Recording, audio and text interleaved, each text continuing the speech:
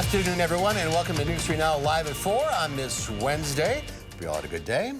Very good day today. Feels a little warm outside It's still. going to get a little warmer as we go along. And this weekend, a big event in Madison, the 48-hour film festival. Very interesting. You have 48 hours to put together an 8-minute... Up to 4 to 7 minute movie. Feature-length film. Yeah. You have to come up with the idea, the shooting, the editing, everything. All in 2 days. Yeah, we'll talk about that coming up. But first, here's what's making news on this Wednesday. Former special counsel Robert Mueller took hours of questions for the first time today about the investigation into Russian interference in the 2016 election. State Republicans want to make protections for students and families if a tuition freeze is ended in the UW system. And city officials will meet this evening to discuss the possibility of opening the shoulder of the Beltline during rush hour to help alleviate traffic congestion. Let's take a look outside today. A mixture of clouds and sun and nice and warm, good summer stuff. Yeah, good view of the Wisconsin River. The weather word's getting a little warmer as the week goes along. Dana's in the backyard. Nothing like last week, I hope. No, nothing at all. A little warmer, but still very summery and nice enough that you can't get outside. Here's a live look right now from our WISC-TV sky game. A few clouds in the sky, yes. And for some areas, we are looking at the chance to see a few showers pop on through tonight. Very similar to the track of rain that we followed yesterday evening. Right now, most of the rain just south of Lone Rock in Sauk County. Also seeing some showers right at the southern edge of Grant County. Really just expecting to see a few isolated showers and thunderstorms through the next few hours, but overnight will steadily clear on up and dry up. Right now we're at about 82 in Madison, but notice 75 in Lone Rock. That big drop, of course, after that little rain shower came on through. About 86 in Mineral Point right now. Dew Point's a little higher off to the west. It's a little more comfortable in much of Dane County right now with a light breeze heading into this evening. Temperatures over the next few hours will hold pretty steadily in the 80s, and then we fall, of course, through the 70s. And then we're looking at a pretty comfortable start to the day. Tomorrow, another warm afternoon, though, with some sunshine. But we'll take a closer look at what's ahead for your Thursday, Friday, and the weekend in just a few minutes. Right now, here's a look at the Beltline at Park Street. The eastbound side, of course, going much slower right now. A lot of construction still going on in Rock County. Eastbound, you're down to about 25 miles per hour already. So we're seeing backups quite a ways right now. Middleton area looks fine, as does Wanakee. Takes you about 26 minutes to get from the Beltline or Janesville to the Beltline. About 16 minutes to get from Sauk City to Middleton and to get from Sun Prairie to downtown on this sunny, warm evening. Again, it is going to get just a little warmer over the next few days, so keep that in mind with your Thursday and Friday plans. It's going to feel a little more summery for the weekend. But things A-okay for concerts on the square tonight. Yes, right. Tonight things should be just fine. The shower chance is really staying to the west of Madison right now. All right. Thank you, Dana. See you in a few minutes. Thank you, Dana. First at 4, former special counsel Robert Mueller spent the day on Capitol Hill for a much-anticipated hearing. Lawmakers questioned Mueller about his nearly 2-year investigation of Russian interference in the Trump campaign and the president's actions while in the White House. The president said just minutes ago that he believes the case is closed and once again said there was no collusion. Nicole Killian has more details from Capitol Hill. Information and belief, so help you God. Former special counsel Robert Mueller spent the morning facing lawmakers' questions about his 448-page report. Many focused on whether the president may have obstructed justice. Was there sufficient evidence to convict President Trump or anyone else with obstruction of justice? We did not make that calculation. How could you not have made the calculation with the regulation? The OLC opinion, Office of Legal Counsel, indicates that we cannot indict a sitting president. Mueller spent the afternoon fielding questions about Russian interference in the 2016 election. Russia committed federal crimes in order to help Donald Trump? When you're talking about the computer crimes in the charge in our case, absolutely.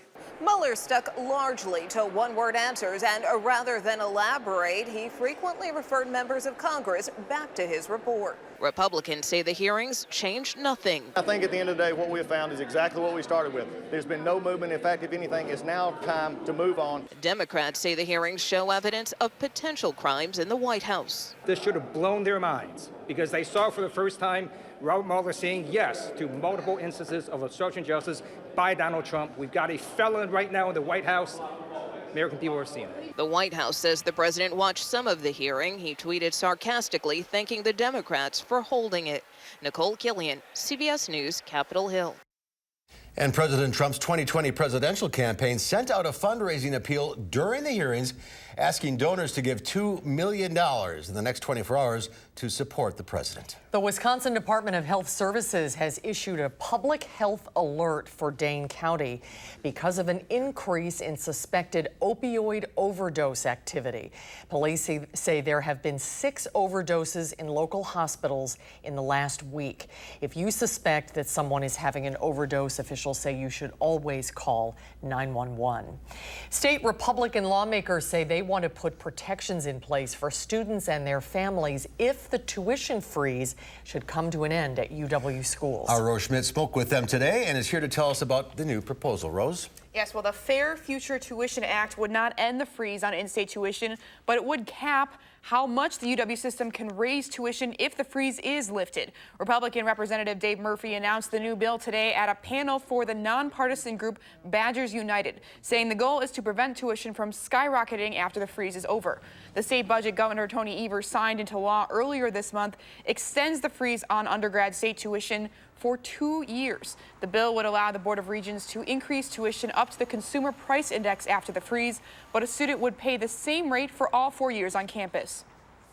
When your student, when your young person starts in school, they will know how much their tuition is going to be while they're in school, because their tuition would be locked for 4 years. However, the university would be able to raise the tuition every year for the new class coming in. If a student transfers or takes longer than 4 years to graduate, their tuition would go up under the bill. A spokesperson for the UW system says officials have discussed the proposal with Representative Murphy and will provide more input once the bill has been formally introduced. Murphy's office says that will happen within the next week.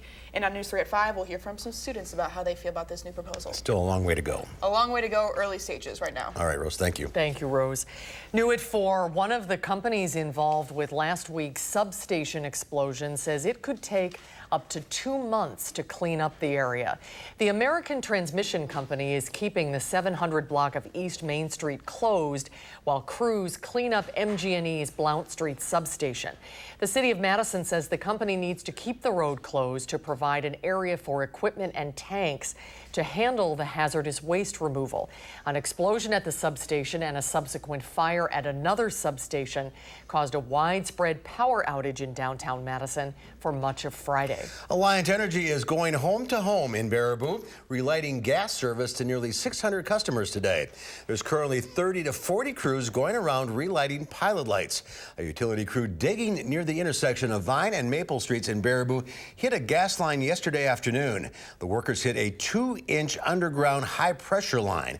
When it happened, firefighters say they could hear gas whistling from the damaged line. The line has since been repaired. Authorities in Missouri are looking for 2 Wisconsin brothers from the Green Bay area who are missing. Police say a rental car being used by Nicholas and Justin Diemel was found abandoned in a commuter parking lot in the town of Holt, Missouri.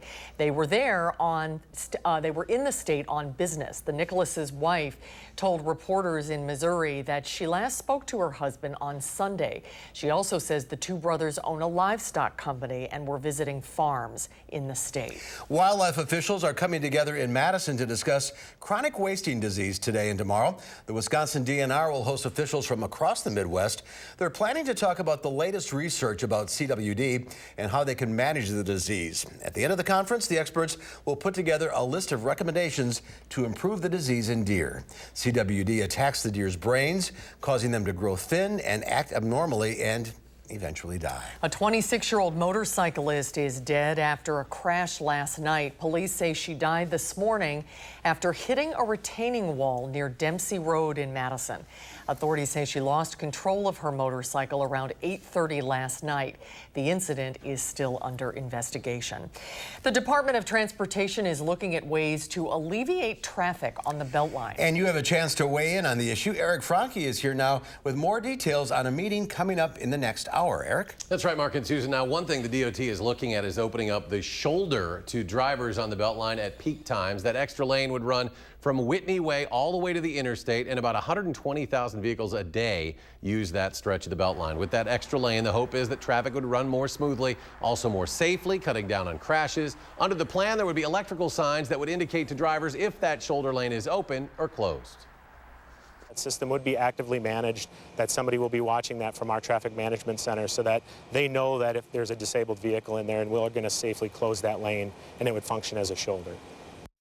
Now, at least 17 other states have done this. They've opened up shoulders on some of their roadways to improve traffic flow and address overcrowding. The DOT says the reviews on that work has generally been quite positive. It's unclear at this time how much that shoulder improvement plan would cost. Now, it could be added to a $30 million plan to make broader improvements to the drainage, the medians, and the pavement on the Beltline. There's also a meeting tonight for you to weigh in on Beltline improvements. It starts in about an hour.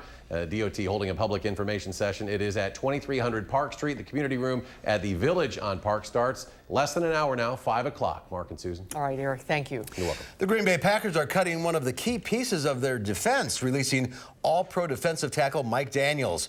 The move comes a day before training camp begins. According to NFL Network and ESPN, the Packers tried to trade Daniels before releasing him.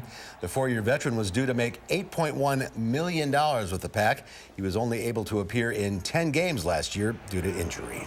There's more to come at 4. Many of the drones the U.S. military flies overseas are actually piloted in this country. We'll get a rare behind-the-scenes look at this program and the pilots behind it when Live at 4 continues. You're watching News 3 Now, live at 4.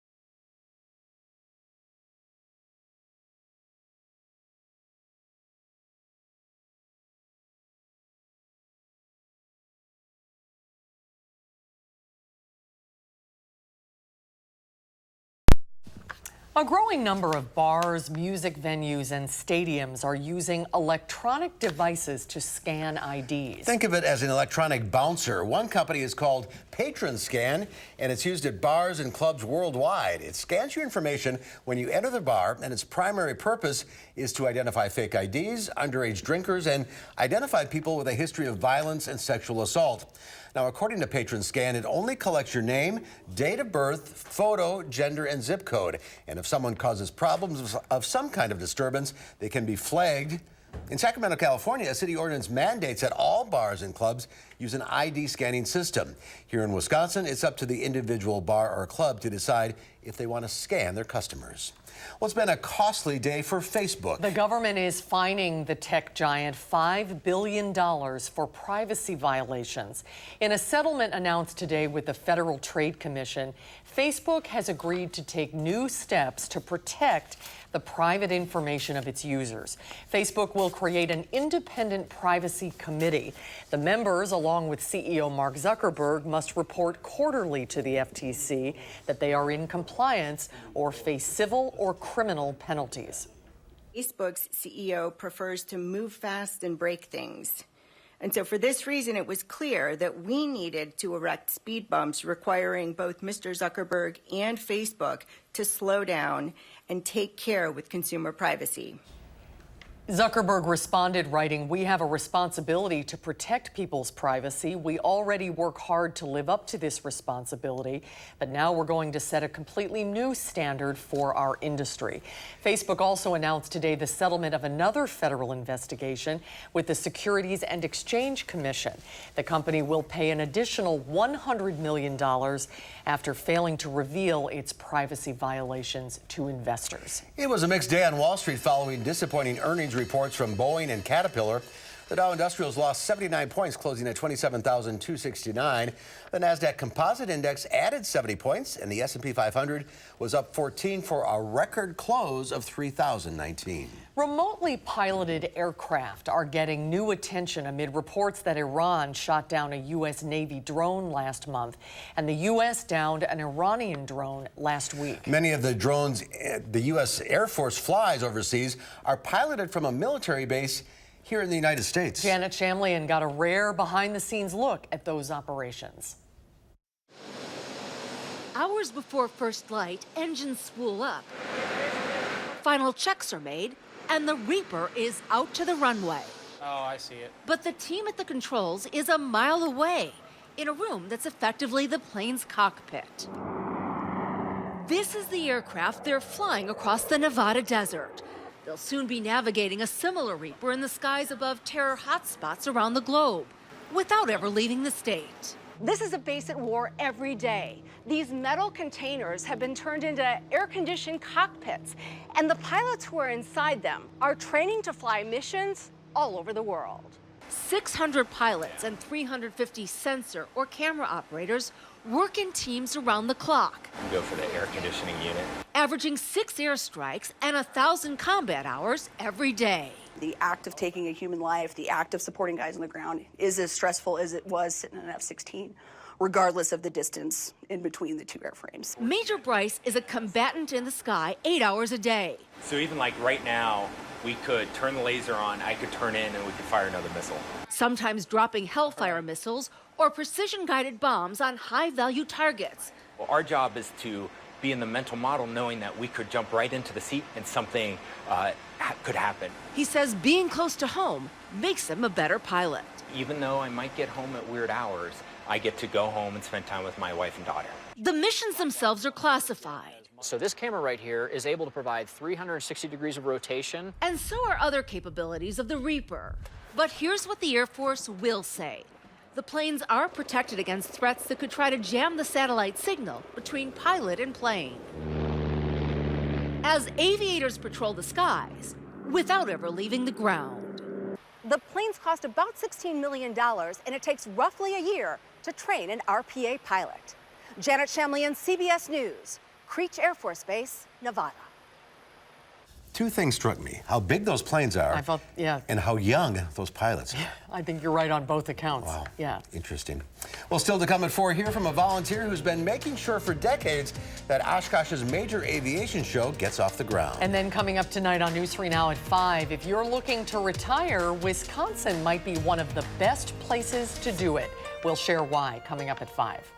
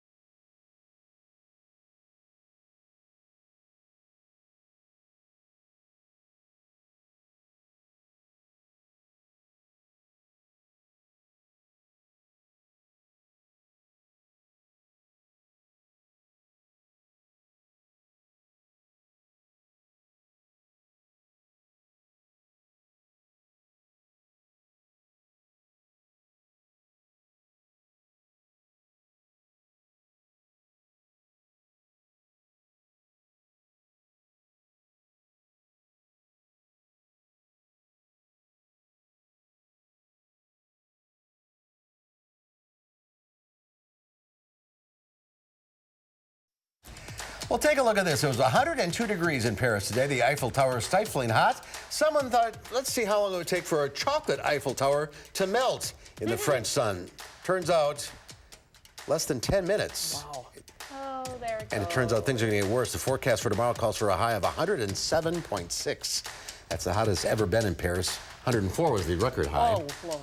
Cool off by Friday, I guess. And that's, of course, in Fahrenheit, not in Celsius. Right. 107 degrees Celsius. That'd be what, like 200 something? Yeah. Yeah, it's been hot in Europe, too. It has been hot in Europe. Thankfully, we're in for a little bit of a warm up this weekend, but not that bad at all. Good. Temperatures are just going to climb up a little bit for us. But right now, it is pretty summery, pretty okay outside. A few clouds and a few isolated showers, mainly west of Dane County. But we'll take a closer look at what's ahead, of course, for the rest of the week and the weekend right after the break.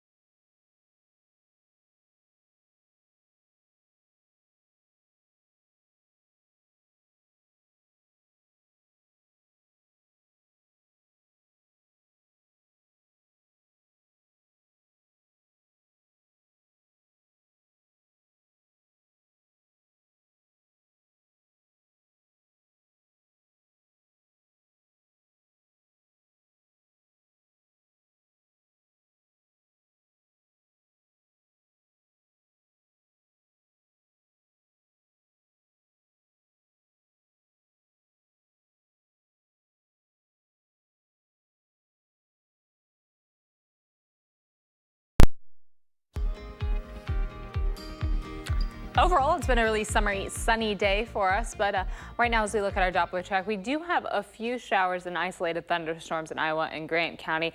As the lightning indicator turned on, it shows a little spark or a little lightning bolt symbol whenever there's a lightning strike within the last 15 minutes. Right now around Dodgeville, it doesn't seem like there is any lightning just south of Lone Rock. So that's just rain right now, but it does seem like some heavier showers there southwest of Dodgeville. Also seeing some heavier rainfall at the edge of Grant County. So keep that in mind for the next hour or so. Just keep an eye to the sky.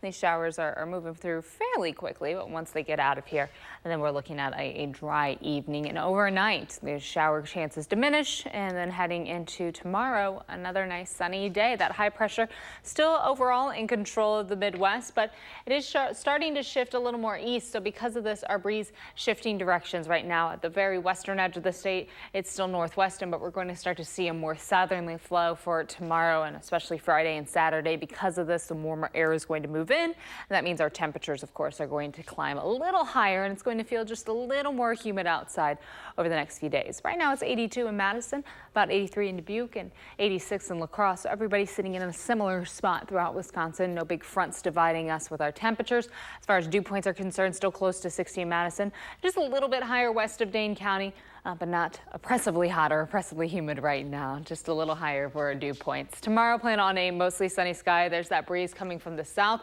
so temperature-wise, mid to low 80s for our afternoon highs. But with the dew points factored in, it's going to feel closer to just right at the mid 80s. By Friday morning, it does seem like there is a little bit of a chance for some showers to the north. Some of our model runs are being a little more generous than others with that rain chance, but we're going to stay dry for southern Wisconsin right now. By Friday afternoon, again, temperatures will be in the mid 80s, but heat index readings will start to get into the upper 80s for us, so it's going to feel a little more humid outside Friday afternoon. And then especially by Saturday, our humidity is really going to pop on up in our heat index readings for Saturday and Sunday.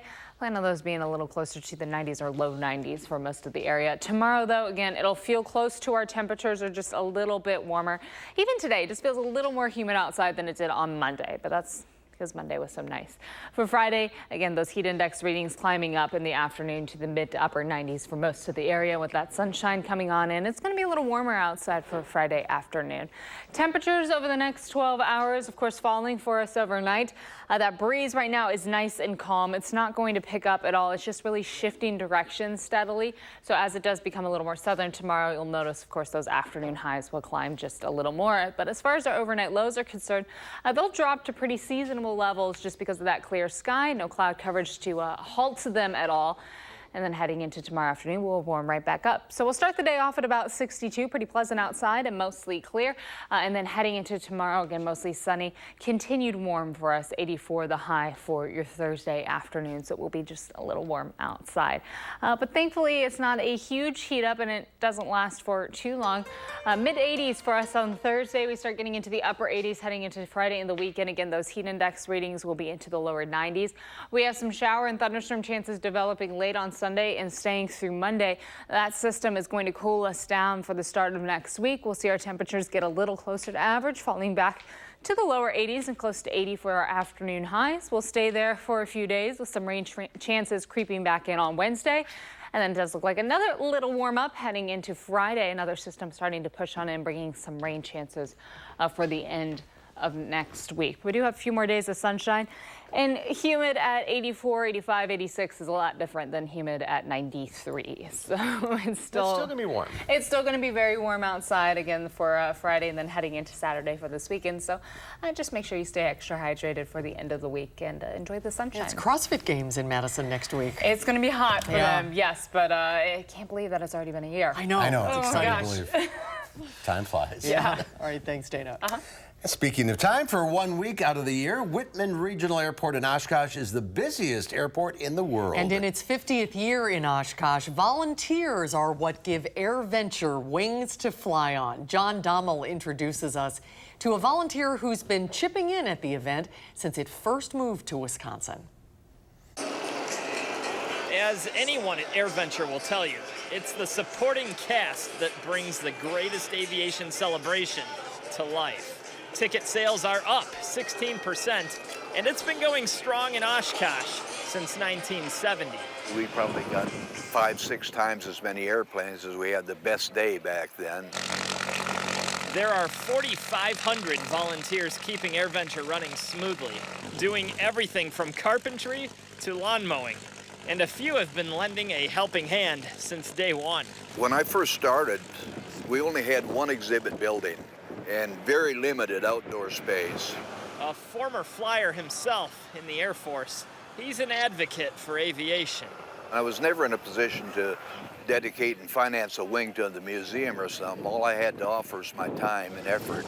And at a time when demand for new pilots is expected to skyrocket in the years ahead, AirVenture to him has added significance. Big thing we can do here is keep this alive so we get some young people. Somebody's going to have to fly these airplanes when us old codgers are gone. You know, we leave in the airplanes. We can't take them with us, unfortunately, but it's become a part of him he can't let go.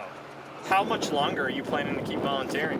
As long as I'm on this side of that green grass, I'll be here.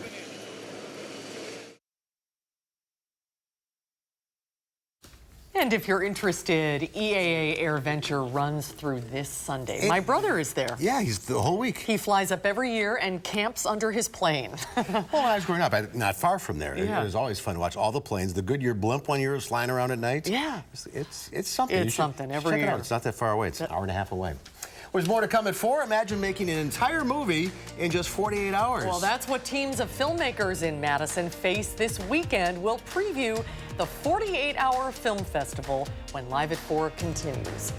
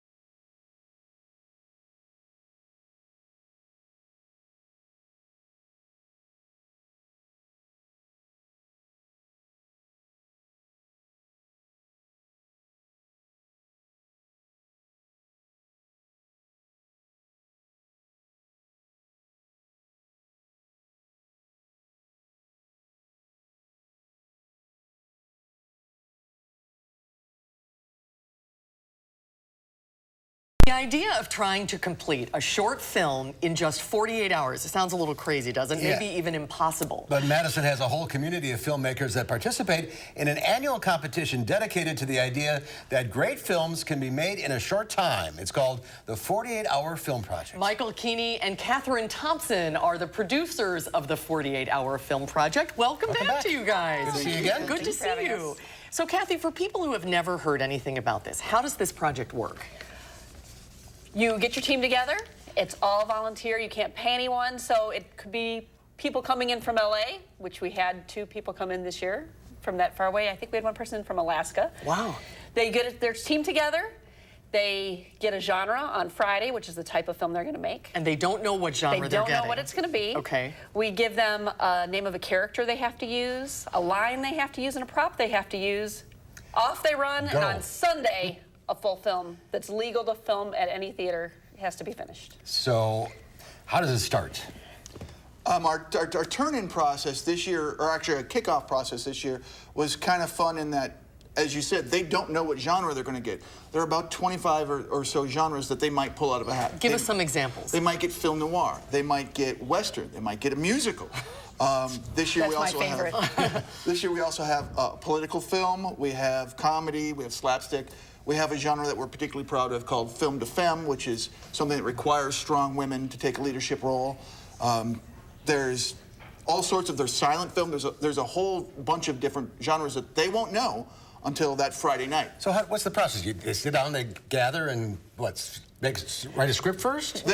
For the most part, yes. What did happen is on Friday night, they found out their genre. We actually had the genres put in fortune cookies. So they all learned their fortune and found out, oh, I got musical. And then they immediately sit down, and for the most part, they'll write all through the night, Friday night. They will get their crew, and they'll be out Saturday morning, 6 a.m., and they'll be filming all throughout the day. Hopefully, they're also doing some editing. For the most part, all the editing will take place on Sunday. The actors and the camera people will be exhausted. There'll be 3 or 4 people that will probably stay up the whole 48 hours, the team leaders, and then they will frantically get their films into us on Sunday afternoon, Sunday evening. They have until 7:30. 7:30 in 10 seconds is disqualified, it's too late. And we always have teams, about 20% of teams end up being late, and some of them get it right under the wire. We do a 10-9 countdown all the way down for those last ones to get their films in, We were looking at some trailers from past films. I mean, these look great. These are good films. These are very good filmmakers. Most of them, all the team leaders are from the Madison area. And as Catherine said, some of them will say, well, I have a friend from LA, and we'll fly them back in and have them help. But 99% of all the creative work are Madison people, are Wisconsin people doing what they love to do. And there's a vibrant film community here. Yes. There is a big independent film community here. It sounds intense, and I'm fascinated by trying to be creative on demand. You know, sometimes you don't have the luxury of trying to think this thing through. You have to come up with an idea almost instantaneously. You've done the films in the past. We have. What's it like? Actually, we get a lot of great ideas. We end up, after you pull your genre and you find out what it is, you probably come up with 6 or 7 ideas for films, and then you have to decide which one you're going to do. We've often said, oh, this is a great film. In fact, this is so good, I think I'm going to put this one aside and maybe this one later.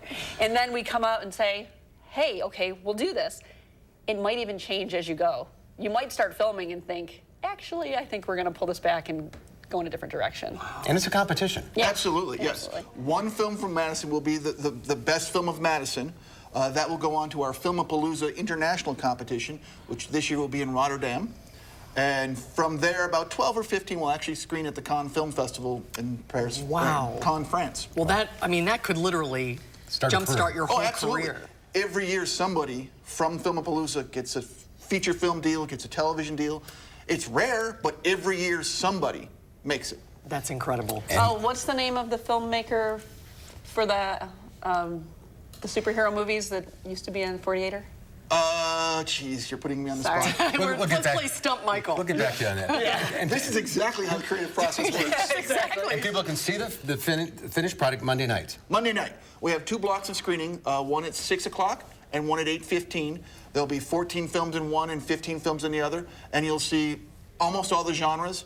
And there are some super fabulous films. They'll be on the Ultra screen at Marcus Point Theater. And they're not long. They're like 8 minutes max? Each film has to be between 4 and 7 minutes. Okay. So you'll get, if you buy a ticket to Block A, you'll get, I'm not sure if it's 14 or 15, but you'll get to see those 14 or 15 films. You'll get to vote on your favorite. Audience favorite is one of the more cherished awards. I think beyond being named the best filmmaker in Madison, being the most popular filmmaker in Madison is a big deal. Will Loper did one. He did. He went all the way to Paris. Right. Yes. Right. So get some sleep, guys. It's going to be a long weekend. Thanks for being with us today. Great to see you both. Thank you so much. We'll be right back.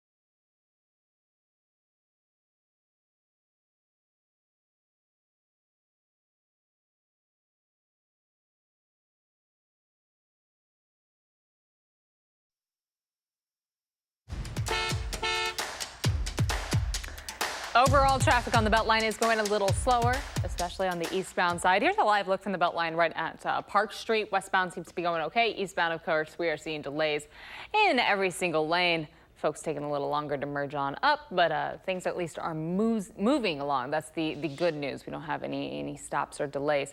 There were a few accidents actually right along the Beltline earlier today, or earlier within the last hour, but they have all been blocking the shoulder and have been moved off the main lane, so there's no blockage of any of the lanes going eastbound. Westbound speeds start getting reduced towards Fish Hatchery Road and then pick right back on up.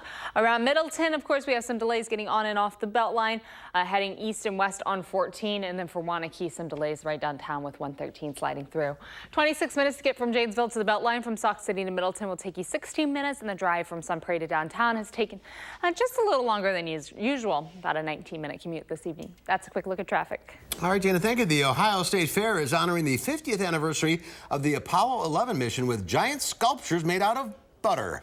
The display includes a life-size butter sculpture of Ohio native astronaut Neil Armstrong, as well as Buzz Aldrin and Michael Collins. The sculptures used about 2,200 pounds of butter. It took artists 500 hours to finish. Pretty impressive. In news around the state, people in Milwaukee will have more opportunities to take a train to Chicago. Amtrak says it's adding more round trips to its Hiawatha route, which goes from Milwaukee to Chicago with limited stops.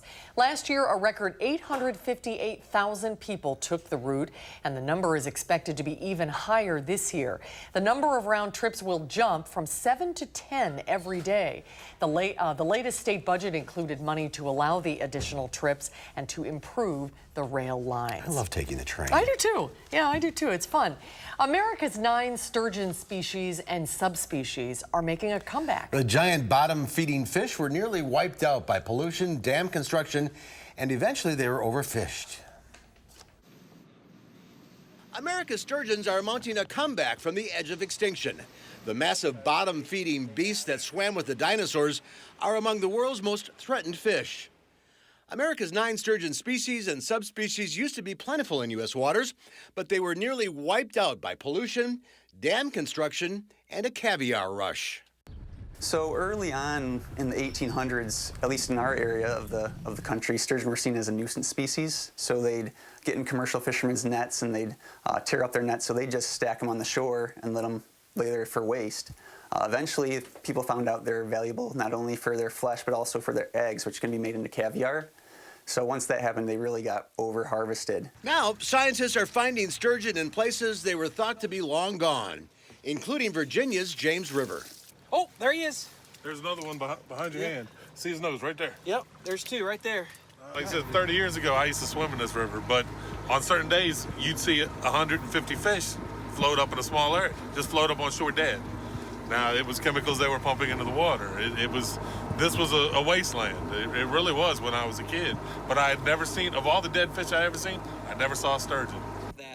Factors like fishing bans, stocking programs, cleaner water, and dam removals have been credited for the recovery. So we are on the Biddeford campus at the University of New England, right at the mouth of the Saco River, and we're going to be setting a couple of gill nets to try to catch both short nose and Atlantic sturgeon. So we'll set the gill nets and we'll let them soak for about 20 minutes, and then we'll slowly pull them in. The sturgeon will be untangled. They'll be transported back to the university, where they'll be placed in recovery net pins, and then we'll take them out individually one by one and do all the morphometric measurements and then release them.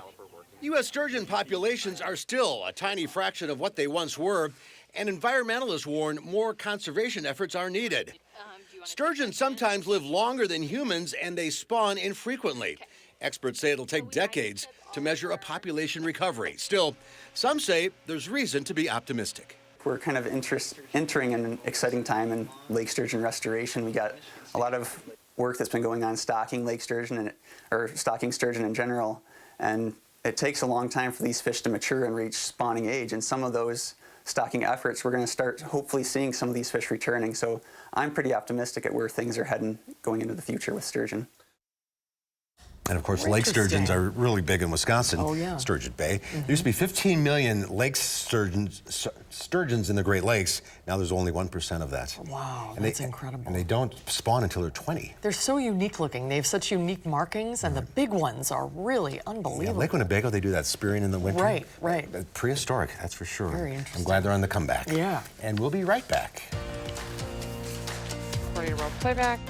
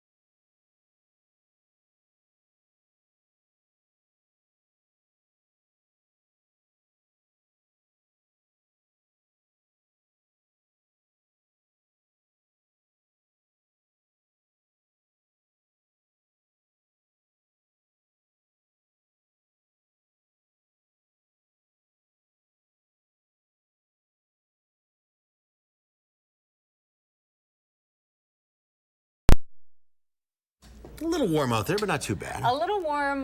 Thankfully, the humidity hasn't climbed up too much, and it's also still sunny for most of the area right now. As we look at our WISC-TV Skycam, we do have a few clouds drifting on in.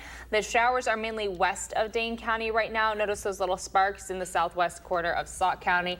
So we do have some lightning there, some thunderstorms. Those lightning strikes just within the last 15 minutes. So some isolated shower chances still possible heading through Grant and Sauk County just in the next maybe 2 hours. But just keep an eye to a sky. These little isolated storms are moving through pretty quickly. They won't wash out your entire evening. 82 right now in Madison, but 77 in Mineral Point, where those showers are close to. 79 in Lone Rock, at about 85 right now. Boscobel, looking at our dew points, they are just a little higher there on the western edge of the state in the low 60s, while Madison and Dane County on east in the upper, middle, and then low 50s towards Milwaukee with that nice lake breeze, keeping things just a little cooler. Now, our breeze is going to steadily become a little more southerly overnight. That means temperatures tomorrow, of course, will be much warmer outside, and plan on that warming trend carrying us all the way through the weekend. For the next few hours, we'll stay in the 80s, and then overnight lows will fall right on down to the low 60s for us. It'll be pretty similar outside early in the morning tomorrow. It's just in the afternoon, it's going to feel a little more humid for your Thursday. It's still summer. It's still summer. It feels like July. It's almost the end of July, believe it or not, but it's very summery. What's this little post-it on you? You're needy. Well, Dave logged into my computer and said he needed something, so I left him a post-it note to let him know that he was being needy. Little weather pranks. Tomorrow here on Live at 4, we'll find out what's happening in the 608 this weekend. And we'll go behind the wheel with Harvey Briggs in the all-new 2019 Volvo S60. He says this one is at the top of his list. That's coming up tomorrow on Live at 4. That's fun.